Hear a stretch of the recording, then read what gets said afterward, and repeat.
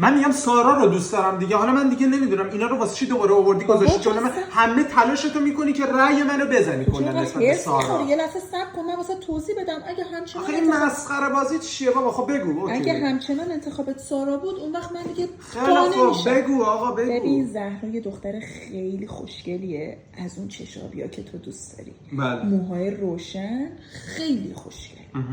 سارا دختریه که تو دوستش داری که سارا عشقه، سارا تکه تو دنیا، سارا جیگر منه، قلب من هیچی نداره، نه پول داره نه قیافه. جای بحث نداره.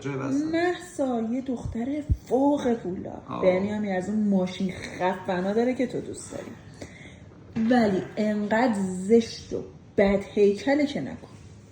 حالا از بین این سه تا انتخاب تو کیه؟ من مهسا رو انتخاب میکنم. اوه چی شد حالا؟ 7 سال رابطه چی شد؟ عاشقشم دوستش دارم چی شد؟ کس ننش.